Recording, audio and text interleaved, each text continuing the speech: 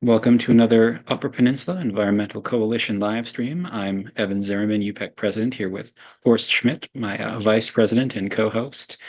We like to start every stream with a land acknowledgement of the Anishinaabe and a statement of our mission statement.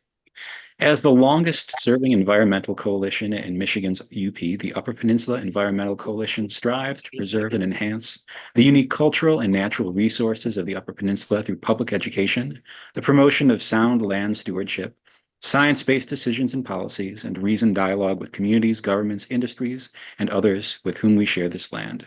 The Upper Peninsula Coalition, Environmental Coalition, recognizes the tribal nation of this territory. We acknowledge that we stand upon the ancestral homelands of the Anishinaabe. In doing so, we seek to heal traumas inflicted by an ongoing history of colonization and correct intergenerational justice. And we are really happy to share this land and honored to be with all the tribes that are recognized by the state of Michigan, and all of them that are here and aren't even recognized, such as the Menominee, some of our greatest allies in everything we do. And we appreciate all of you. Thank you. Horst, would you like to introduce our presenters for tonight? Certainly. Carly Knott is our is a member of the staff at Michigan Environmental Council, and Samantha Pickering is also there. Samantha, I believe, works on public health and environmental justice, and Carly has been busy with trying to get a new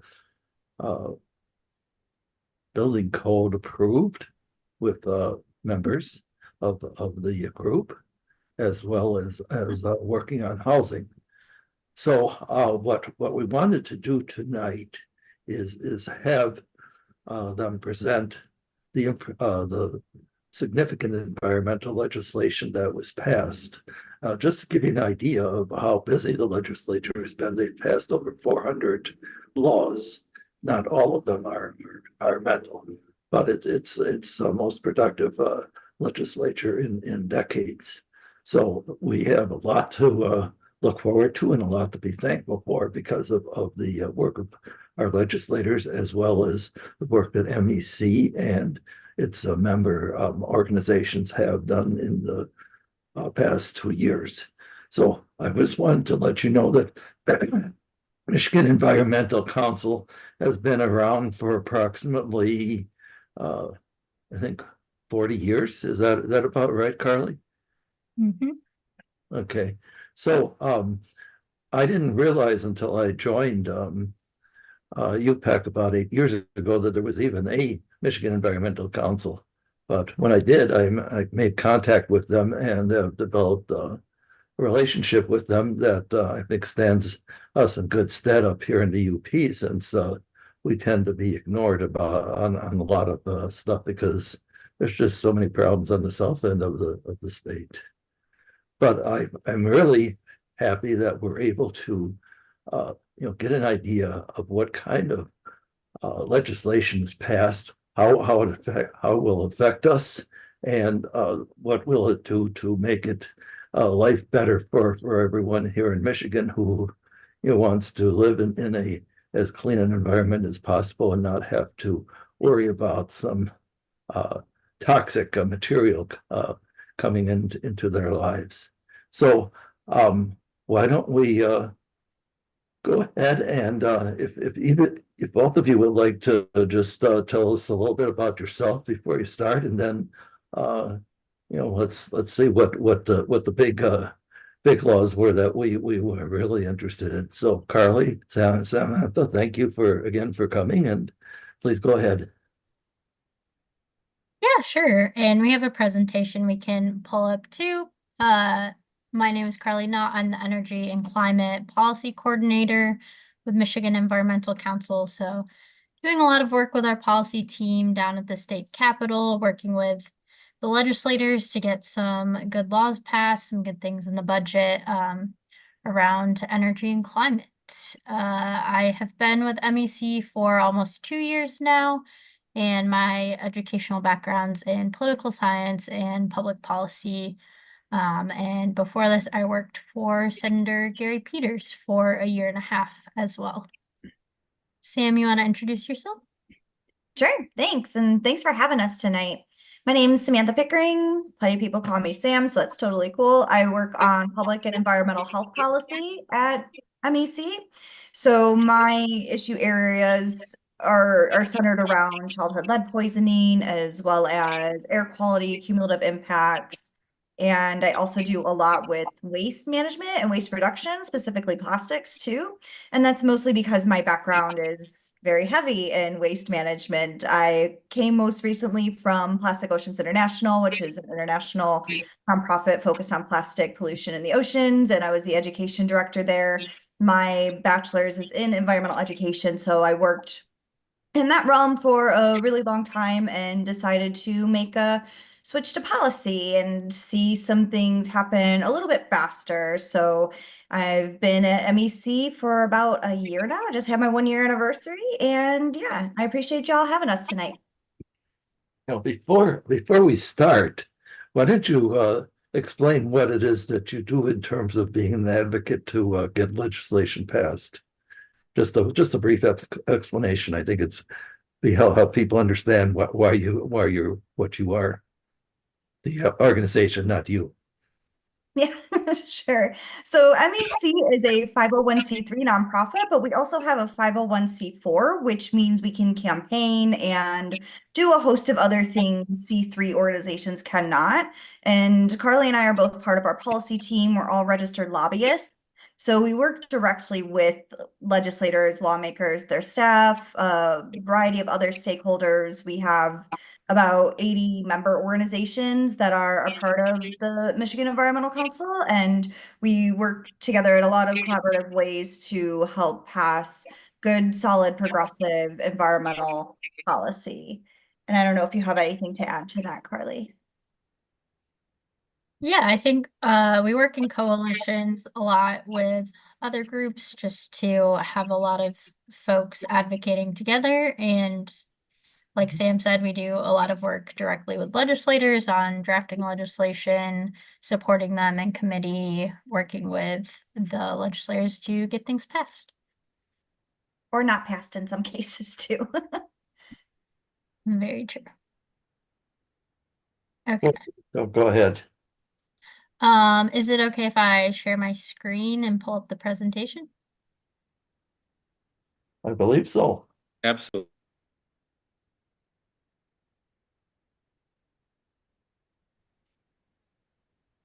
Okay.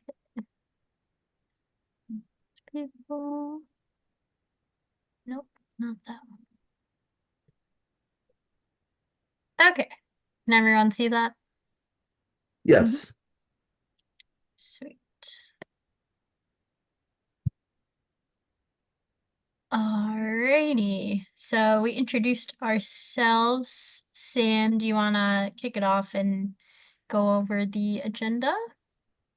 Sure, thank you. Yeah, so we obviously just shared a little bit about MEC and what we do there and our part in passing solid policy that benefits the environment and also our health and our economy. We work within the Michigan state budget process as well. So that involves a lot of our collaborative efforts to work with others, see what our massive needs are, and then the whole thing, strength in numbers. So if we come together as several organizations with asks that are aligned with our needs and things that we're working on, it's generally a lot more impactful than just one organization going at it alone.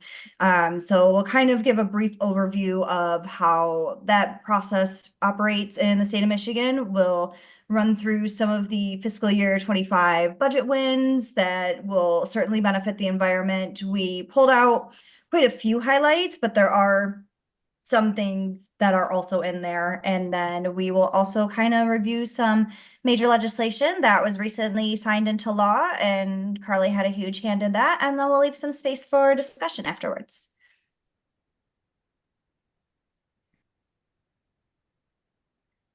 Cool. So also in just giving you some background on Michigan Environmental Council, we wanted to share our mission statement with you all. So our mission is to champion lasting protections for Michigan's air, our water, and the places we love. So we keep that in mind with all the work that we're doing.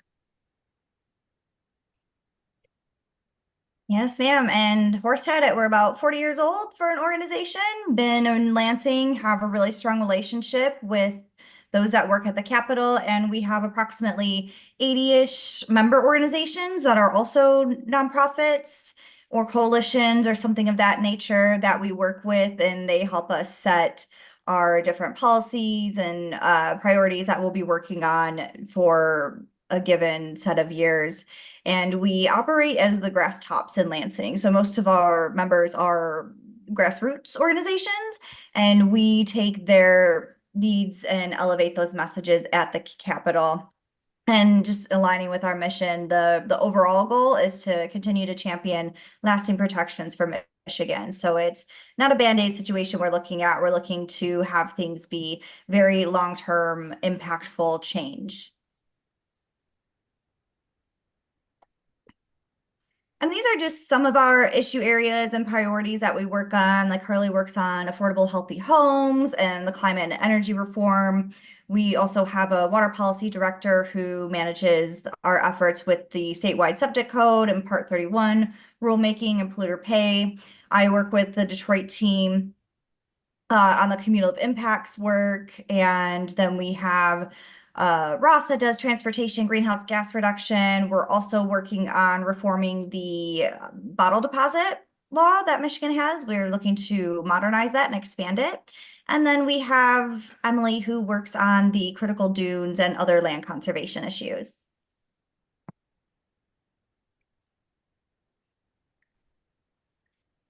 Cool.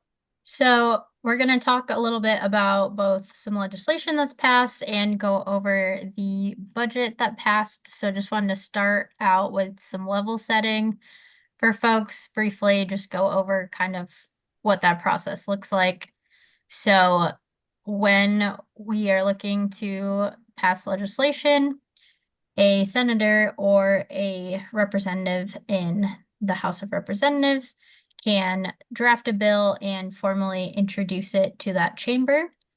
In order for it to progress, it has to go through a committee hearing where the committee members will vote it out of that committee.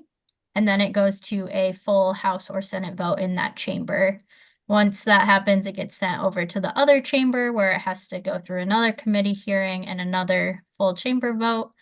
And if that bill hasn't changed between the houses, it'll then go directly to the governor, who can either sign it or veto it, so that if she signs it, it becomes a law. And then 90 days usually after that bill gets signed is when the law is enacted and actually gets implemented.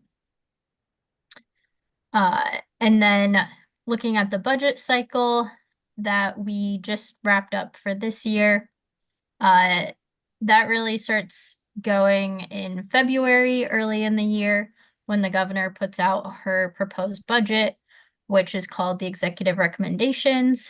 And then the appropriation subcommittees for each state department will meet from February to April to kind of work out the budget for each department.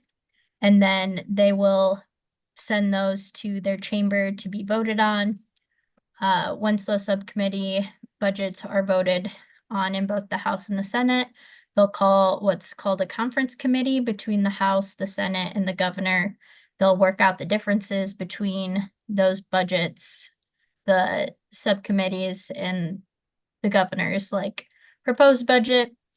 And then once they finalize that, the full House and Senate will vote on that final budget and it'll be sent to the governor. And we have it in our laws that the budget has to be presented to the governor by July 1st. So we did that this year. I think June 28th or 30th was the last day of session before the legislators took their summer break. So they voted out the budget then. And then the governor signed it into law on July 23rd for the education budget and 24th for the rest of the general budget.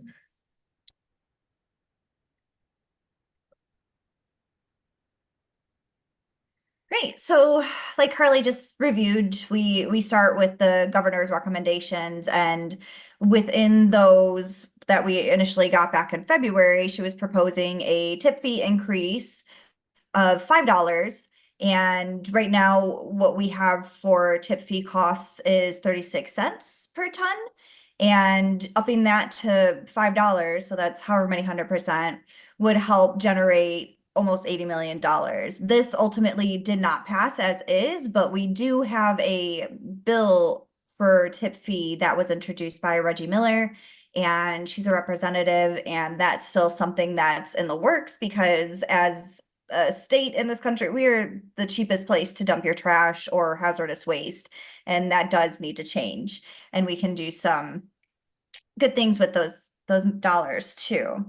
And then there was also a proposed $80 million for contaminated site cleanup, which would be some ongoing funding for brownfield remediation and development, as that was different from the areas of concern funding, which we'll touch on in a little bit here. And then there was also for almost $4.5 million for Eagle permitting to staff up and make sure they had the appropriate dollars and human resources, financial resources to do that enforcement and the evaluations. So again, just kind of digging a little bit deeper here, they have both House and Senate appropriation subcommittees, and those are working with the respective fiscal agencies within each chamber, and they use the executive recommendations as a guide. So what the governor gives them in February, they work off of that, but they will sort of approve or deny, like concur or appropriate the dollars the way the governor's laid out essentially. But each state agency has their own appropriation subcommittee. So we deal heavily with Eagle, DHHS, but there's also agricultural, rural development, and many, many more that make up everything that runs our state. And we refer to Eagle a lot. That stands for the department that's the Environment, Great Lakes, and Energy. So in case you haven't heard of that, that's what we're talking about. Thank you. So working off of the governor's recommendations, I pulled out the Eagle budget for an example.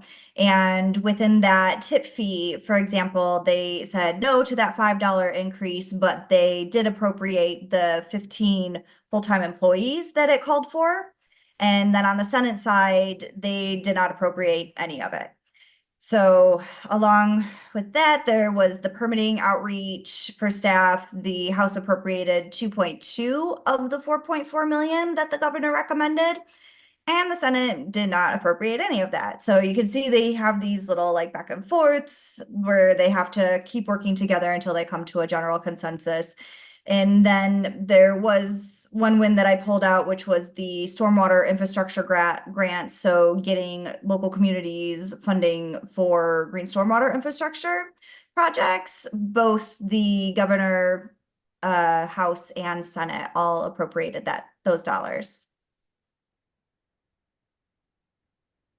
And then to wrap it up, like we said, we just had the governor sign both budgets back in July, and each chamber goes through the committee process and the subcommittee process, excuse me, and it's essentially they're drafting bills throughout this whole thing. So each of these appropriation subcommittees have their respective bill number for their budget. So Eagle has one, DHHS has one, Education has one, and they will all go through and pass those in their respective chambers.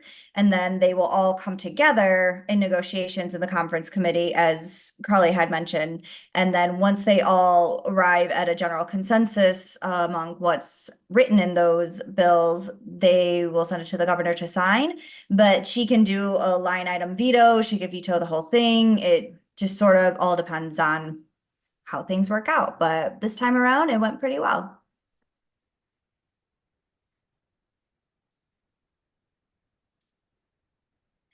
And just generally, the entire budget for the whole state wound up being 82.5 billion, and that will begin on October 1st. So fiscal years run not by calendar year, but usually October to October.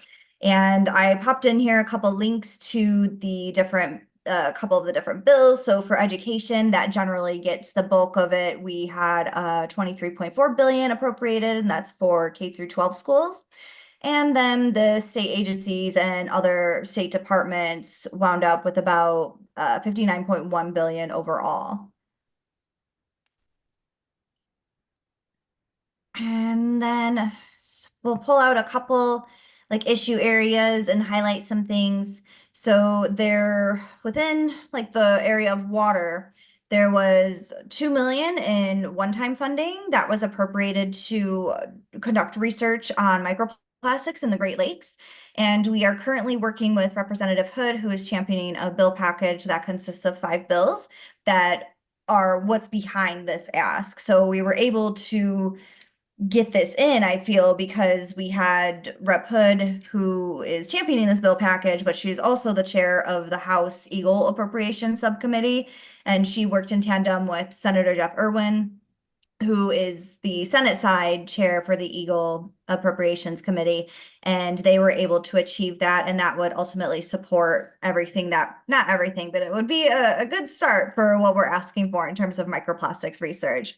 But we were also able to get another 40.3 million for lead service line replacement, and 5 million is ongoing. The other 35 million is a one-time, and that's for a variety of different projects. So some of it is allocated for specific communities that have specific needs, and some of it is just a bit more general. We will touch on the filter first and the legislation that passed late 2023, where this $450,000 is going towards. We were asking for a lot more. We were asking for a match. I think it was 50 million we were asking for, and we got a very small percentage of that, but we'll touch on it in a couple more slides. But essentially it's filtering water in schools and childcare facilities so we don't have lead and other yuckies in the water for the kids to drink. And then there was 10.5 million to go towards Michigan's agriculture sector and making things more resilient in relation to climate change, and enhancing soil health and promoting Michigan and local food. But unfortunately, we didn't get everything. So I mentioned the area of concern dollars that we did not get, even though we had the House was in concurrence of that. But unfortunately, we did not receive that $100 million or anything less than that to go towards remediating contaminated sites like the Rouge River, Detroit River, different pockets over there. And then we did have the governor light item veto $3 million for ethanol rebates.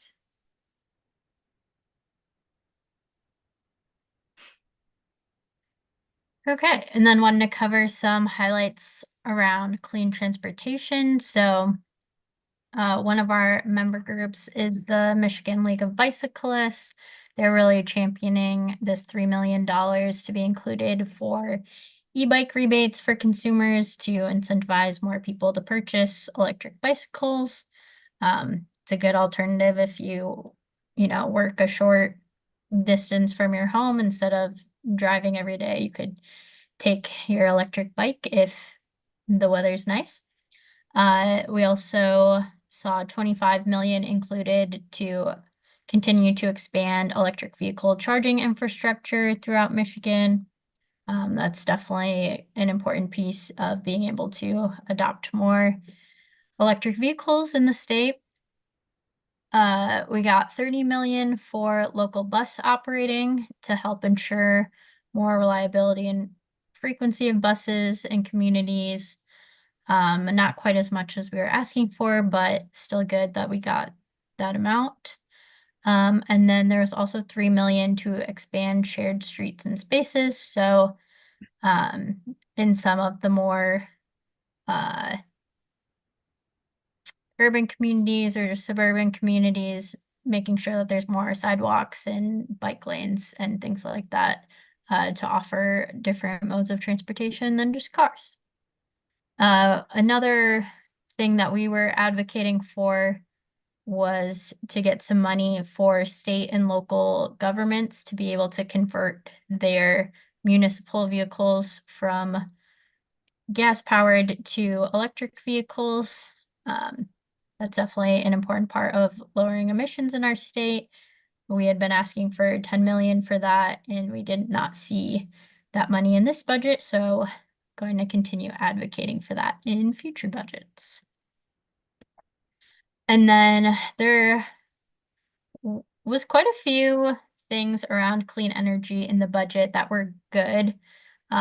Some things we didn't get that we were advocating for, but we did get 5.8 million for the Michigan Public Service Commission, which is our regulatory body over the utilities in Michigan. They are now able to hire 31 full-time employees to help implement the new siting and clean energy legislation that we passed at the end of last year. So it'll be really key for the implementation of those laws. We saw 33.4 million to the Michigan State Housing Development Authority. We do a lot of work around improving energy efficiency of buildings to lower the greenhouse gas emissions from our houses and commercial buildings. So that was a good appropriation that can be used towards energy efficiency projects. So always good to have more money for that. And then similarly, we got 5 million from the Department of Health and Human Services for pre-weatherization. And that's to fix some of the health and safety issues in housing so that more homes can be weatherized and be more energy efficient as well. And then we also saw 5 million to Michigan Saves, which is our nonprofit green bank in Michigan. They give out low interest loans so that people can also do energy efficiency projects, put in renewable energy projects on their homes as well. And then a couple more, the federal government issued 156 million to Michigan recently for the Solar for All program, and that's going to give more money to have rooftop and more solar projects in communities. And so that was put into our budget to give that money to Eagle to get started. There's also $150 million that they gave to reopen the Palisades nuclear power plant in Southwest Michigan. Environmentalists are kind of split on nuclear, so you can decide for yourself how you feel about that one. There's 10.3 million. I think as Sam was mentioning earlier, that's ongoing or one-time funding for the green infrastructure projects. So that's like stormwater management to help mitigate those impacts of climate change in some communities. And then one of the big campaigns that we were advocating for during this budget cycle was to get more money for a whole home retrofit program that would really help to do a lot of it to do it on their own. We're asking for 100 million. We ended up getting that 33.4 million for those projects. So not as much as we had hoped, but still some. And then we are also asking for 30 million for workforce development to train more people to be able to do that energy efficiency work in homes. And we didn't see any money for that either. I know I had asked for money for workforce development for lead abatement in homes too, and didn't get it. But the way it was politely described to me is that, yes, it is a concern. Thank you for bringing this issue up, but it was slim pickings this year as compared to previous years with all of the IRA and federal dollars that were coming down. But I think in general, we made really good use of that while we had it. And, you know, fingers crossed, we can keep that momentum moving forward and get more federal dollars soon in the future. There were a couple other, I think, wins that we wanted to just sort of highlight, but they didn't really fit into any of the other issue areas that we just highlighted. And one of those is $20 million to provide more funding to go to communities that help expecting parents and newborns, essentially helping Michigan families. So RX Kids is based in Flint, and they have this program where if you are having a baby and you live in Flint, you can sign up for this program and essentially you get a $1,500 lump sum right at the beginning and then $500 every month until the child is 1 year old. And it doesn't have to be before the baby was born that you enroll in the program. The baby could be 6 months old. You could still enroll in the program. The funds are so unrestricted and so flexible, and that program has been so beneficial. So it was really nice to see another 20 million go towards that. And they're anticipating expanding to one location in the UP. It's not clearly defined yet, but I can keep you guys in the loop there. They're also looking into Wayne County and the Kalamazoo area. So they're looking to broaden this program and hopefully it continues to get funding and it can be something that's throughout Michigan, more widespread and for more families to support our young families and the youth.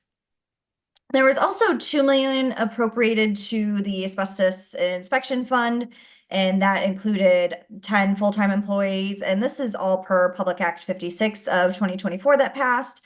So we have a lot of weird, gross things that exist in our homes, and most of our housing stock in Michigan was built before 1978 or even like before the 80s. So we still have a lot of contaminants that exist within our homes that can make us ill. So having asbestos, even though it's only 2 million, that's still, good to have something in there. And then we also had $1 million to expand wetlands mapping and identification of them because we still don't know where a lot of things are. So it's part of the entire discovery project and ensuring we kind of have an idea as to where our wetlands are. Now we just need to get them to work on floodplains because those are still very uncertain.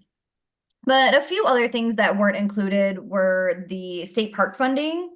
So making the recreation passport an opt-out program. So when you renew your tabs at the DMV, you are asked if you want to pay the extra like $10 to have the state park parking pass. And instead of doing it that way, they were going to reverse it and have it be you would have to select to not pay that extra $10. And that didn't work out. So unfortunately, we'll find some other way to continue to fund our parks and everything. And then there was nothing with the tip fee change. So still at 36 cents per ton, hoping to see that go up at some point soon because that definitely needs to change. And there was also a few asks out there for funding for compost accelerator programs. So local communities that have been able to establish a pilot or very young infant composting program within their local community, there was a proposal for additional money to supply grant dollars to those communities so they could expand their practices, and that was a no-go as well.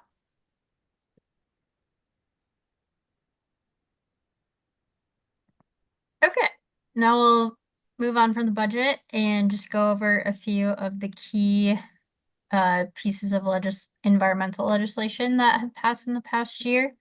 So starting off in 2024, this year, a lot of the focus has been on the budget. So we haven't seen quite as many bills being passed in 2024.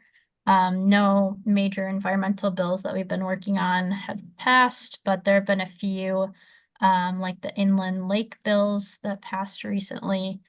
So if you're interested in those, we can talk more, but we really wanted to cover kind of some of the big key pieces of legislation that passed towards the end of last year.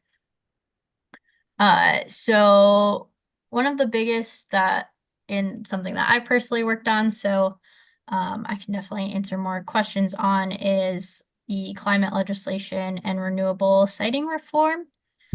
So there was quite a few bills that passed there.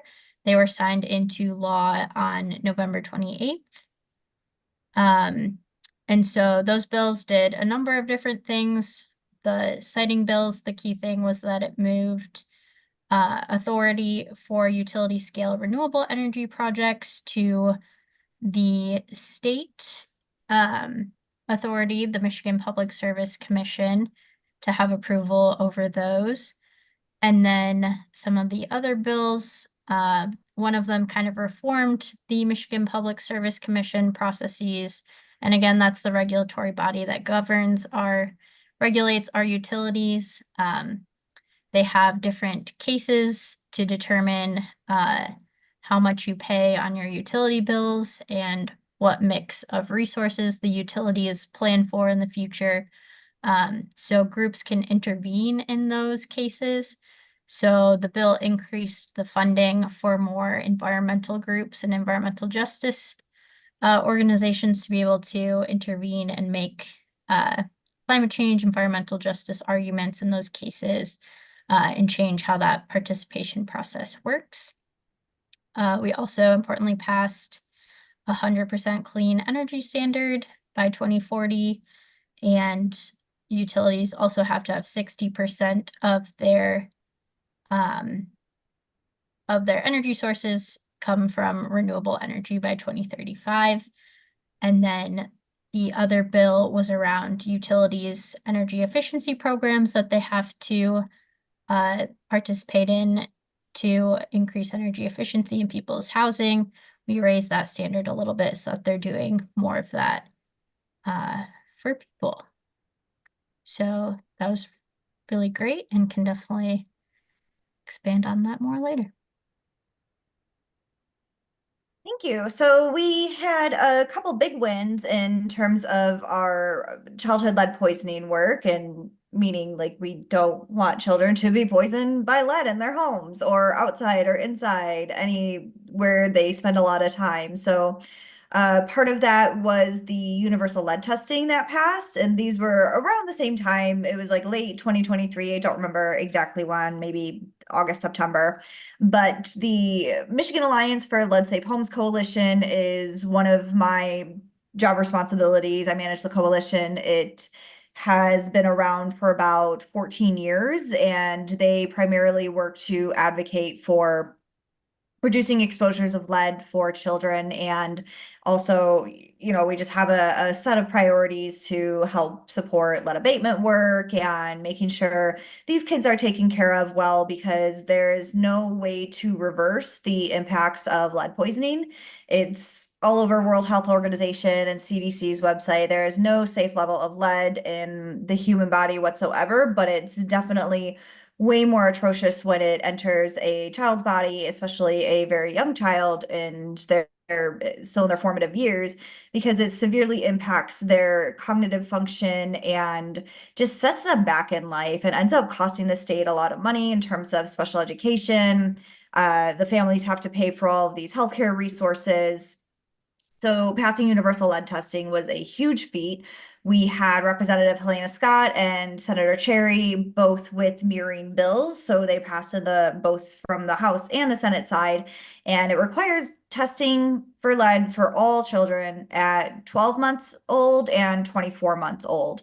So prior to this, well, I'll kind of dive into that in a second, but currently we only test children on Medicaid, and I believe that's up to about 6 or 7 years old. So the kids on Medicaid are usually lower socioeconomic status with their families, living in communities that are already disproportionately impacted by a number of things. But it's important to be able to expand all of our testing so that we know like where we need to pay more attention to. And what we anticipate learning is that there are a lot more hotspots in Michigan than we initially thought. So as is everything in our work, we've gone through quite the learning process with this universal lead testing. We thought right off the bat, January 1, we would be testing all kids, and it's not happening like that. We are currently in the rulemaking process. So within the text of the bill, we need to have DHHS promulgate some rules around what these testing requirements are. So we're currently in a really weird stage with that, because we learned we need to go through a administrative rules committee, and they have to have 15 session days where, and sorry if I'm getting too in the weeds here, where they have to be voting and they have to have quorum. And what we're seeing right now is a very dormant legislature, and we don't anticipate things really kicking into gear until after the elections in November, because the folks in the House, a lot of them are up for re-election and they're busy campaigning. And what's really pleasant to see is that they all support each other and they campaign for one another as well. But just to say that, you know, once you pass a bill, doesn't mean it like immediately goes into effect and you have all these benefits. This is still an ongoing process, and we have to get the word out to healthcare practitioners. We have to get the word out to families. So we work very closely with DHHS, and they're handling a lot of the healthcare provider side.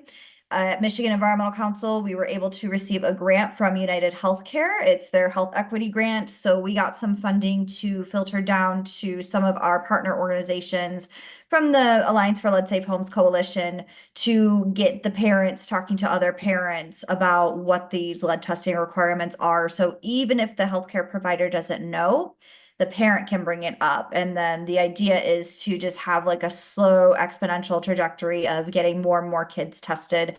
And then we'll figure things out from there once we have an idea what some of these other hotspots are. And as we mentioned before, we also were able to pass Filter First. That's where that $450,000 was appropriated to. And that is essentially requiring all child care centers and schools, anywhere a child spends like the majority of their day, it requires them to have certified drinking water filters. So that could be in the form of those hydration stations that you see, I don't know, in a lot of places, like they have them in the airport or wherever, where you just kind of take your refillable bottle, go up to it, fill it up, but they are required to have those. I think it's like one station per every 100 kids. I put that in there, cool. But they could have that, or they could have filters for the faucet. So right out of the tap, you could get that filtered water. And then they also need to be tested regularly. So they will essentially put together a hydration plan and work with DHHS and folks to ensure that they're regularly tested and that water is in fact clean and beneficial to the child. Cool. And then just wanted to mention one last important bill that passed last year was the no stricter than federal repeal that was signed into law July 27th of last year. So before this was passed, there had been a law put in place where state agencies were prevented from adopting standards that were stricter than the federal standards. And so in cases where our state agencies would set rules around pollution, like what an appropriate level of PFAS or lead in drinking water is, they were kind of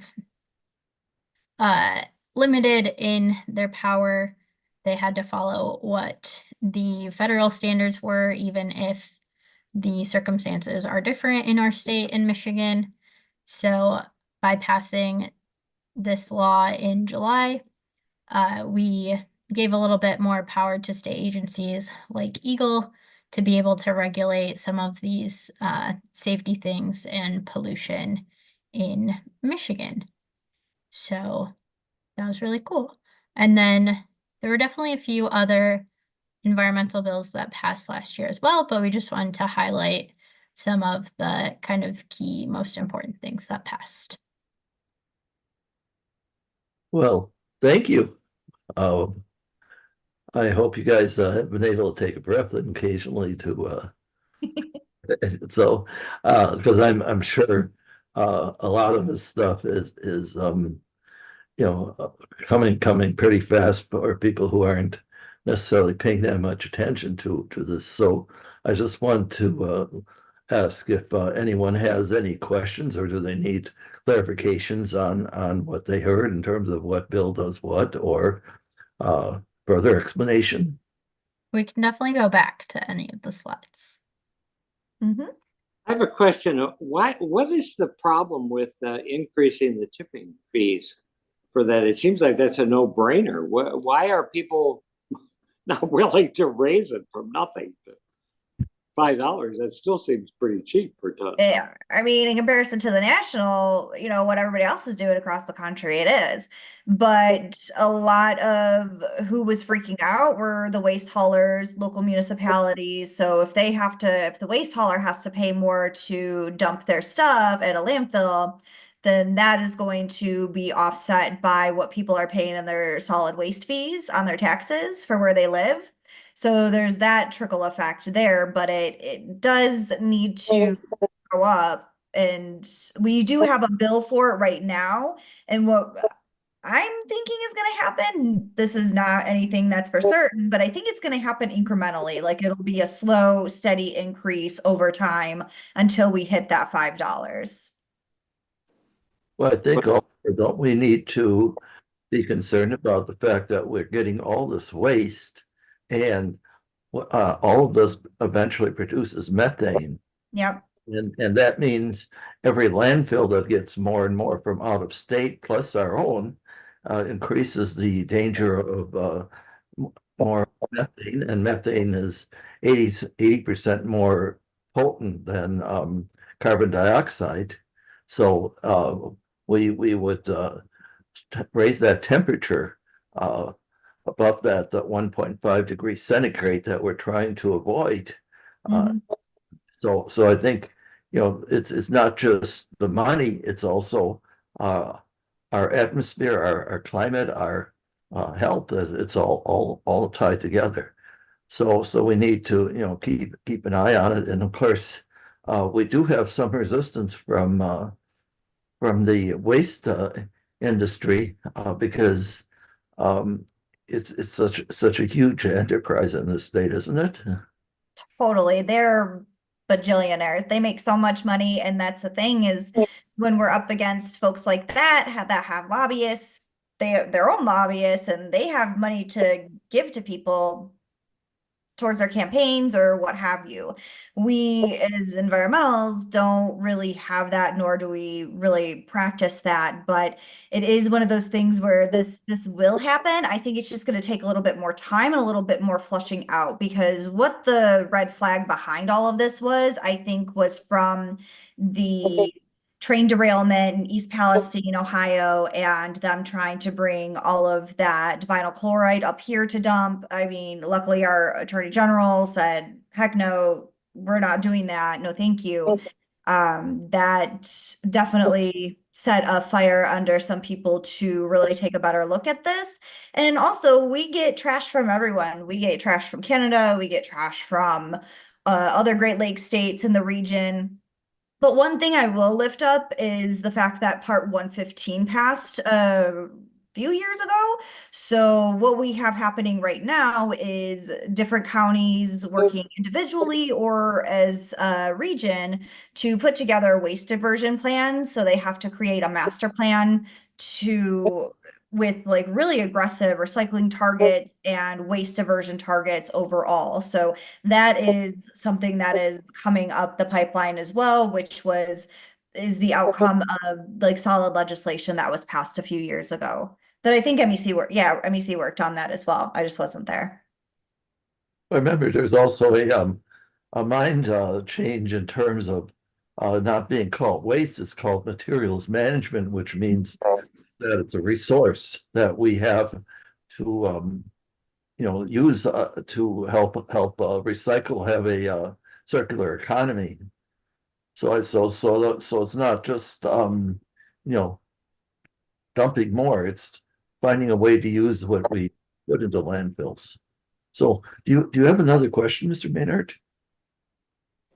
I did. I had another question, and that was on the I keep forgetting the agency, but it was I guess it's the Public Utilities Commission, giving them the authority to overrule the local groups on the large energy projects. And I'd like to hear a little more about the rationale about why that was important, because that has been a major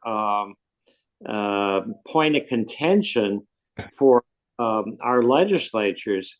as they're going forward in this election, that that's being used against them because they feel like it was taking away local control. And so a lot of the anti-environmental groups are really using that as a, you know, a major red flag that they're waving. And it's a hard one to defend. And so that's why I'm asking it. I'd like a little bit more understanding about the rationale about why that was so important. Yeah, I can definitely take a stab at that one. So there's quite a few different factors at play. I think ultimately the legislation that got passed as well ended up being a compromise so that local governments still have first pass at approving these projects. It's only if they have requirements that are too onerous. They have like zoning laws that say they have like ridiculous setbacks for the renewable projects, like a solar panel has to be miles away from anything around it. Or if they, you know, pass a zoning ordinance that says that you can't put renewable projects in a local township or a county, then kind of the rationale there is that those local governments don't really have a good reason why they're restricting these renewable projects from coming. And so we've had a really hard time in Michigan getting these larger solar projects or wind projects approved in Michigan because you do need quite a bit of land for them to be able to give enough power for the utilities to be worth having.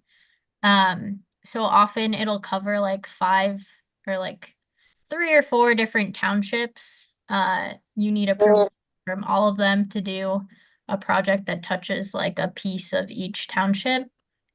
And so developers were getting approval from like 3 of the townships, but then the 4th was just like being a stick in the mud, listening to disinformation that solar panels are going to like cause cancer, things like that. And they just wouldn't allow it to be in their corner of the township. And so after like doing all of this planning, the developers would have to like back out just because they couldn't get approval from that one township. So we kind of saw that there needed to be a second authority so that if one township was causing a problem, they could take it up with the larger state authority and say, like, this township is being unreasonable. We have approval from all the other areas, like it's not going to be that big of a deal in that township. And so that was kind of like the issue that we were seeing, so that there wasn't the build out of renewables has been going really slow just because there has been a lot of disinformation campaigns in a lot of local areas. So in order to speed that up, we kind of needed a state regulatory body to, you know, there's still going to be a process to give approval to those renewable projects. Like they have to take into account environmental considerations and like the surrounding area and make sure it's located in a good place. There's still like a lot of requirements, but it's just giving that authority to someone that's a little bit more neutral on the subject versus some of these local townships that have really become anti-renewable. So I'd say that's the general rationale. Okay, that's helpful. Yeah, I can see where that could become an issue. Yeah. Are there any other questions or comments? Jeffrey Lohman had some questions. Jeffrey, would you like to ask those? Is my mic on? You're on, we can hear you. Thank you. Okay. Well, we'll go right straight to Public Act 233. And I would call your attention to the one major renewable energy project that was proposed in the Upper Peninsula of Michigan. And with UPEC's help, because you did help us, we formed a organization, a nonprofit. We collected enough signatures to force a vote in Lawrence Township. There was only one township involved here, not multiple townships. And primarily because of the cumulative effects, I think the Lawrence Township voters voted no, and they walked. But I would submit that that is going to come back, and we will see Michigan's Public Service Commission, who I met with twice.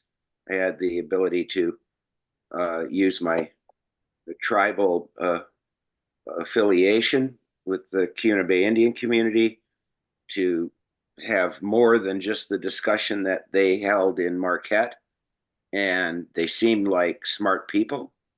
They understood, I think, fully the rationale for our efforts and the decision that the people made.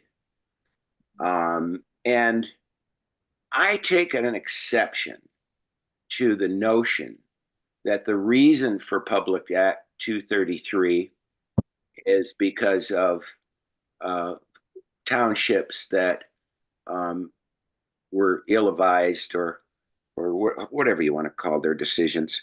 I'm not familiar intimately with any other project except for the one we worked to crush. And I can tell you that that was well thought out. This was proposed to be placed in a forest land, arguably some of the best forest land and wildlife habitat in the Upper Peninsula of Michigan. It ran from the edge of the eastern edge of the Lawrence Indian Reservation all the way to the McCormick Tract Wilderness area, through near Mount Arvon, Mount Kerwood, and that would have required a massive road network to locate that 40 some odd wind turbines, I forgot the number now, in place, that just happens to would have been placed right over 33 massive sulfide deposits. And so the cumulative effects would be yet another mining district, large mining district, becomes economically viable in the Upper Peninsula of Michigan, which gets to my next question. I don't think the state of Michigan is prepared to regulate another proposed mining operation until this state passes conflict of interest laws that are consistent with federal law. And the federal law here at Force is 18 USC 208, because the last mine that was built and is operating here in the Upper Peninsula of Michigan had Governor Granholm's UP office director and the water program manager, both involved as state employees with direct activity to further the permitting of that mine. And especially in the case of the water program permitter, and they took jobs, they took employment. They left immediately after completing, or I think they completed their tasks for the state with respect to, in the case of the office director, hiking the message to the governor herself about all activities, the sentiment of the people, and other information. Took a job with the mining company. The water program manager oversaw the promulgation of the most important permit in any sulfide mine, and that's the water permit. Took a job immediately with the mining company. And that particular employee was promoted from water program manager with Rio Tinto to general manager of Eagle Mine. It had been sold to Lundin Mining Company, and then soon after that to a senior vice president position with Lundin's headquarters. Now, I worked for the federal government. My last job was the deputy director of the Bureau of Ocean Energy management organization in Alaska, and we regulated large oil companies, Shell Oil, moving at the Arctic to explore in the Chukchi Sea and the Beaufort Sea. And my signature on leases, on exploration plans, would have permitted or denied, and I did both, those activities. If I took a job, like those two employees took a job with Shell Oil Company, I wouldn't be talking to you right now. I'd be in prison. And Michigan EPA should withdraw their Clean Water Act authority until such time as the state of Michigan, who's been delegated EPA's Clean Water Act authority, the state of Michigan has the same conflict of interest prohibitions that an EPA employee has. And we sure need the folks with your organization to help us call that to the attention of the legislators and get that law passed so that we have employees that work for the state that have, proper conflict of interest prohibitions instead of going right to work with those that they regulate. Any questions about that? Yeah, thank you. We, Emily on our staff does a lot with mining and land conservation, so we can definitely connect you with her to work on that as well. And you're right about the renewable siting. I shouldn't say that not all township concerns aren't valid. Like some of them definitely have very valid concerns about some of these projects. So we're working to make sure that the MPSC has a good approval process that takes into consideration a lot of those factors of why some places are definitely not as good places to put projects as other places. I would call your attention to the vote on Public Act 233. It was 118 to 117. And our representative, state representative, was announcing to her constituents as close to the day before that vote that she was a hard no on that piece of legislation. And had she stuck with that promise to her constituents, it would have been 118 to 117 and it wouldn't have passed. It was split right down party lines. 118 Democrat legislatures voted yes. 117 Republican legislatures voted no. Now that pretty much tells me that the Democrats lined up with what the governor wanted to do and they voted accordingly, including our representative. And I'm going to just use my crystal ball and say she committed political suicide with that. But I was looking at lead because when this talk that you gave tonight was advertised by UPEC, it talked a lot about lead and lead in children. I worked on the Tar Creek Superfund site in Oklahoma, and when ATSDR came in and tested children for lead, and they found that their lead levels were off the charts, that's when the local people really, when they find out it's harming their children, then people get excited. And these were people that were born into a mining district, one of the largest mining districts in the world. And that site has been largely cleaned up. And we need to clean up our legacy mining before we start permitting more mining activities here in Michigan. We have serious problems with mine waste. Buffalo Reef is being inundated. It's one of the most productive trout spawning areas in the Great Lakes. It's being covered with stamp sand, mine waste. Torch Lake is a 38-year-old Superfund site. You still can't eat the fish. That's a taking for us. And when I say that, I say it because back in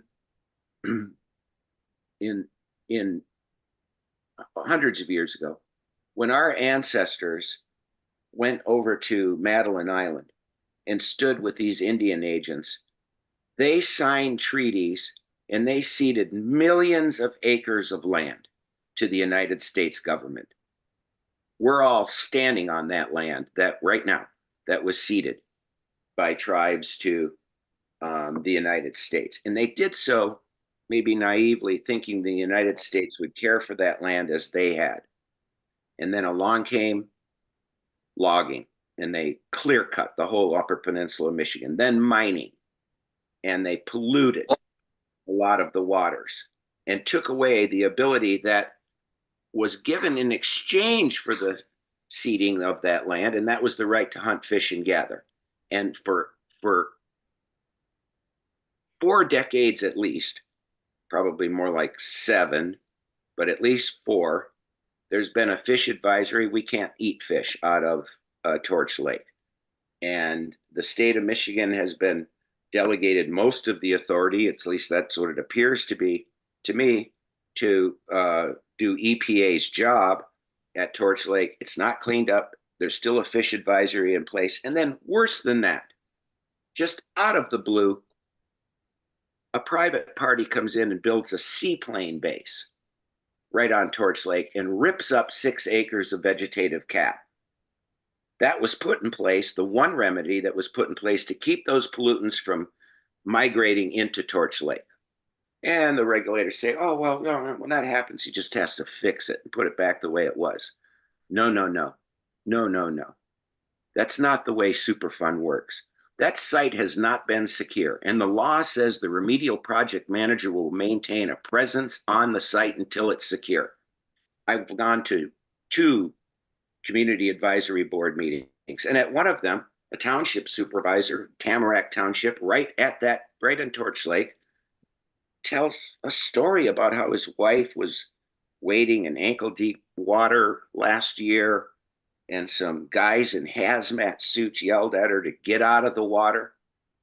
It's dangerous. That's not a secure site. He gets phone calls from constituents where mine waste is blowing over their recently painted houses, garage, boats, cars, etc. That's not a secure site. There's nowhere that I've worked in this country where a Superfund site is so not secure, where people continue to harm themselves because it's not secure, and there's no regulatory agency even present on that site. I mean, we are becoming, you talk about environmental justice, we're the poster child for the environmental justice movement up here. And one of the reasons that we are is because of this renewable energy mandate that was put in place and allowed a biomass plant that burns, these mandates are put in place to reduce the use of fossil fuels. So what do they make that power with at our biomass plant that's been hearkened to in at least 2 environmental documentaries? They burn tires. These tires are chipped up with a machine that uses diesel fuel, then trucked across multiple states using diesel fuel. Railroad ties from as far away as British Columbia by train that uses diesel fuel. Then I completely forgot. I'm sorry. That thing came up. Somebody abandoning ship there. Sorry about that interruption. I just muted that. Ground with machinery using diesel fuel, truck from the fuel management facility to the plant using diesel fuel, and so on and so forth. It's an oil man's dream world. You could make twice the amount of power with the diesel fuel that's used to process and transport that fuel by using a diesel electric generator. Just burn the diesel fuel in a diesel electric generator and you'll produce twice as much power, but you won't use any more diesel fuel. I mean, it's a joke, and we can't keep doing stupid things. Then just one more thing, since you folks are close to Lansing. Recently, the state of Michigan bought $700,000 worth of RV charging stations for recreational vehicles that are electric. And I'm told that Ontonagon, their trails are now going to be restricted to electric RVs. Well, they bought these RV charging stations from Polaris, but Polaris didn't make them. They bought them from Yoda Energy out of Texas. And I think both of the people that own that are foreign nationals, but they got them from China. Well, newsflash, we have a local manufacturer that makes solar-powered remote electric vehicle charging stations right here in Baraga County. And I think it's just shameful that if we're going to move ahead with this massive initiative to electrify our transportation system, including our recreational transportation system, we should be purchasing the equipment to do it with that's made here in the UP. I have a lot more things that I could talk about, but that's enough for now. Well, thank Jeffrey, you. your comments are always on point. I just wanted to say really quickly, Torch Lake is a special area of concern. MEC is actually giving UPEC a grant to outreach about Torch Lake, and we're actually working on getting people together, and we could use more help. Anyone who wants to help us out with that project and draw attention to it, we're moving forward with that. Horst, I'll move it to you and any other responses we have here. Thank you. Great. Well, thank you. All this indicates that our problems are far from solved as far as the environment is concerned. And last I heard, we had at least 26,000 sites in the state that are contaminated in one form or another. So it's going to take a lot of time, a lot of money, and hopefully a few people as possible are hurt by the stuff as we wait to clean it up.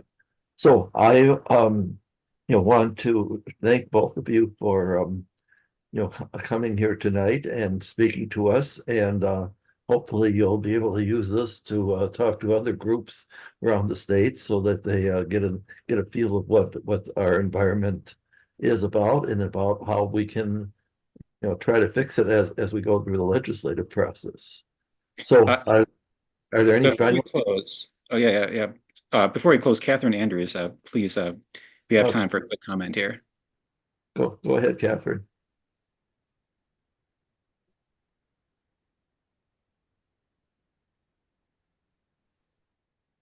You're still muted, Catherine. There you go. There you go. Thank you very much. Yeah, I'd just like to add a little bit to what Jeffrey was saying. I've noticed that the budget is $82.5 billion for this year. And I think the last year's budget was around 60 billion. And you can correct me if I'm wrong on that. But I think this is an incredible increase. And a lot of it is unnecessary. And part of it is giving the MPSC $5.8 million to make our zoning decisions for us is ridiculous. It doesn't cost the state, to let local townships make these decisions. I totally disagree with this legislation on citing, removing our local citing authority. I am also from Baraga County, and I was on the Planning Commission for L'Anse Township, and we educated ourselves. And to be honest, I thought wind was a good thing when we got the first proposal. And after meeting with the company, I started doing a lot of research along with many others in my community, and we decided there was just no benefit for us. I really strongly object to you using terms like local townships pass ridiculous setbacks, accusing us of having disinformation, accusing us of being unreasonable, accusing us of being anti-renewable. L'Anse Village has a solar array, and there was no one in the community that objected to it. They had full support. So we're not anti-renewable. We're pro-environment. We're pro-community. We're pro-local decisions. And I think you're going to see in the next election that this is not going to bode well for the Democrats. And as a matter of fact, Jeffrey gave a great overview of our struggle. And I just want to add that the number of turbines that were proposed for Lance Township was 48, and it would have required 78 miles of brand new roads through the Huron Mountains, like Jeffrey mentioned, Mount Arvon, Mount Kerwood, all the way to the McCormick Track. They're not officially mountains. They're called the Huron Mountains, but they're under 2,000 feet above sea level, but we call them the Huron Mountains. I would invite you to visit the Huron Mountains. You can drive on the logging roads. You will see that there is no flat land. It's all up and down. I would not recommend taking a car if you do this, but I don't think, you're accusing us of not understanding and of having misinformation. You're the ones that don't understand us. You're making decisions in Lansing. You're not from here. You don't live here. And then when the Public Service Commission was here last week, there were several local people, including myself, that testified. And then there was another group of people, college students, and they were with an employee of Circle Power who proposed putting wind turbines in Stanton and Adams Township, which I'm sure you never even heard of those because you don't live here.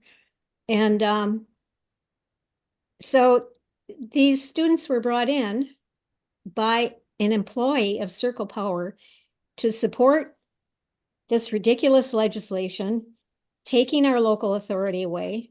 And they all said basically the same thing. So they were all reading from the same playbook. And as a almost lifetime local resident from this area, I resent when people come up here and tell us what to do. And I'm not the only person who feels that way. And you need to go back to Lansing and you need to tell people that. We're very proud of who we are. We're very proud of our environment. I've worked for 40 years on environmental issues. We've won some major battles. We love this land, but please don't take this away from us. Don't take our local authority away from us. And that's all I have to say. Thank you. Let me just point out that Mount Arvon was the highest point in Pierre, Michigan, but now it's a toxic mine rock pile in Marquette County associated with the Empire Mine. That's correct. I appreciate your perspective. Thank you for letting us know. You worked for Senator Peters? Mm-hmm. Yeah, so Caitlin Rader was a rep in the Upper Peninsula for a while, and she was great. Absolutely wonderful to work with. She visited the Huron Islands.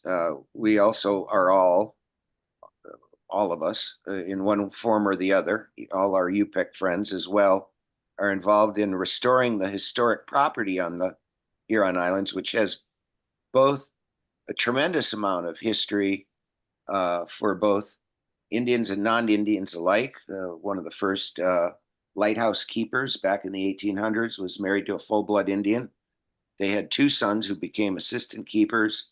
And then there was a subsequent lighthouse keeper that, and this is out of the history books, he used a shotgun after Teddy Roosevelt declared all of these wildlife refuges bird sanctuaries, and he used a shotgun to shoot at Indians who were traveling by canoe to gather eggs, which is important to us because it's one of the first well-documented infringements, direct infringements on our treaty rights to hunt, fish, and gather, including bird eggs on the Huron Islands. But Caitlin spent a whole day with us out at the Huron Islands, and she was very helpful. And I know she passed that message on to Senator Peters. We'd like to take Senator Peters to the Huron Islands. Congressman Bergman has been there, and both of them, both of their offices have been allies in turning around what really is a breach of trust by the federal government, because the federal government allowed these historic properties to collapse in such disrepair that they came very close to just being lost. And we're struggling as a local group of citizens to restore these historic properties and keep that national treasure. So anything that you folks can do to pass the word to help us do that, we would appreciate that. We've been working now for many summers, all summer long, to restore these properties.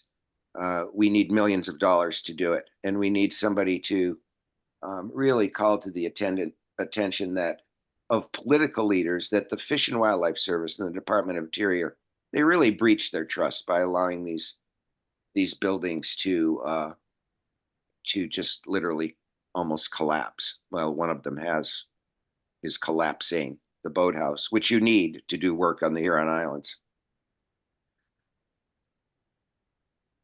Thank you. I just want to make a few comments here. I know we're going a little long here, but Jeffrey and Catherine, I really appreciate the perspective and passion you bring. I wish everyone cared as much as you do about these types of things. But at the same time, Samantha and Carly, I really respect what you're doing. The presentation that you put through here, this is complicated. Like the amount of laws that are that you're working through, that we're trying to pass are there are secondary and third effects. Like I don't want to see electrification become the new biomass and the new ethanol, where it ends up being counterproductive. Like especially when we're buying a lot of electrical vehicles from China, where they're not following proper environmental protections over there. We're just, in some ways, we could end up offloading the carbon responsibility to somebody else and not accomplishing anything. And then we don't want to sacrifice our local environment for the sake of climate goals, especially when the people that we're entrusting to fulfill those goals aren't necessarily doing their part. It's a very difficult place to be, and I know that everyone's proposing a lot of different solutions because there's no easy answer here. And I do think that conflict of interest laws, and also trusting and listening to local communities, finding ways to get the perspective of people who live on the land to eventually make their ways up to the laws is going to be the only way it's going to work.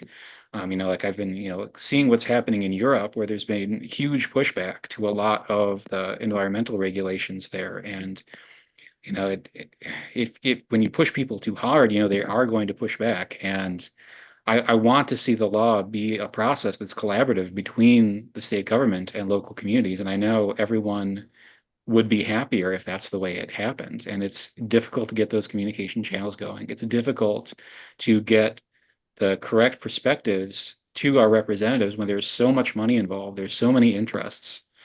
And I hope that we can find a way to make those channels stronger, because it's the only way that it's going to work. I have one more comment, please. On July 22nd, Michigan received $129 million grant, which is part of the Inflation Reduction Act. And this is for renewables and quote unquote renewables.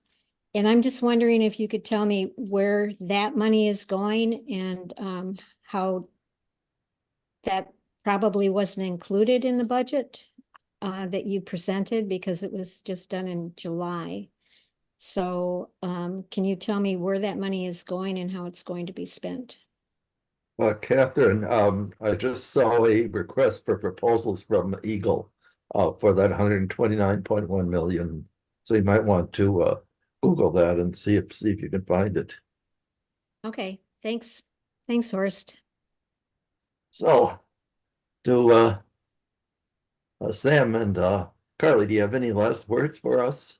Hearing from the grassroots, as you have tonight, which is, part of the whole political process in the state. Thanks for inviting us to present. It's definitely good to hear more of the perspectives from the UP. I think we definitely need to keep in communication more and keep it up. I second that. Thanks for having us. We appreciate the invitation and the opportunity to share some of these things that are going on at the legislature. And always, I don't know if you've had a lot of contact with your local senator or representative. Sometimes it takes a lot of phone calls, but they do really listen to their constituents. So that can always be something that can be supportive for your efforts as well, even if it's like making more connections. So, but we're always happy to help however it makes sense for you all. So we appreciate you having us. Just want to give you the heads up that I worked very closely with Jen Hill. She knows exactly how we feel. She knew how we felt. She made promises to us that she broke.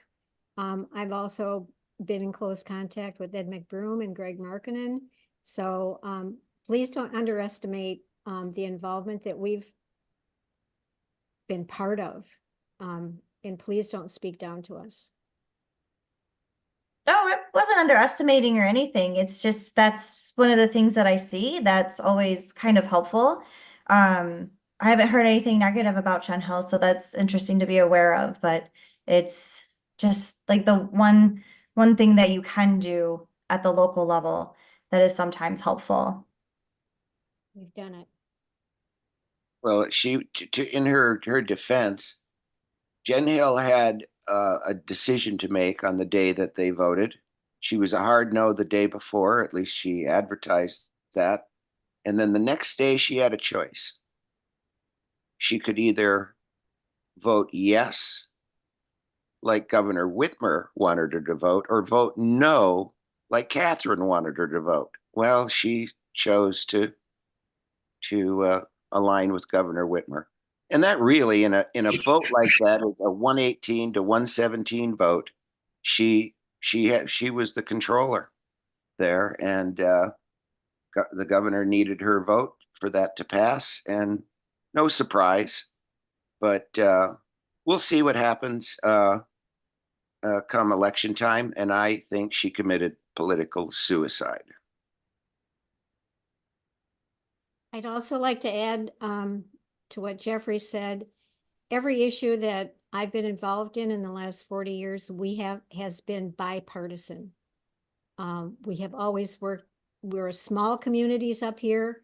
Our friends and neighbors are, we have friends and neighbors that are Republicans and Democrats. We know how to work with each other on a local level, and that please don't underestimate that either. All right, I think we shall call it a night, and I thank all of our visitors today for their giving us their views, and I want to thank both of our speakers from MEC for coming up here. We are a member of MEC and have been for maybe from the beginning, because we're older than you guys are. So we hope to continue this association with MEC, because I think one of the big issues in the past has been there's been no representation from the UP, and so by coming down there and trying to make sure that the issues of the Upper Peninsula are concerned for legislators, as well as all the problems that the rest of the state has, are also considered. So thank you again, and keep up the good work. We would really appreciate it. And let's hope that all of this works out to our benefit as citizens, and as people who are parents and grandparents and want to have a healthy environment and healthy children. So thank you again. Thank you, Horst. Thank you, UPEC. Thank you. Thank you, everyone. Yeah.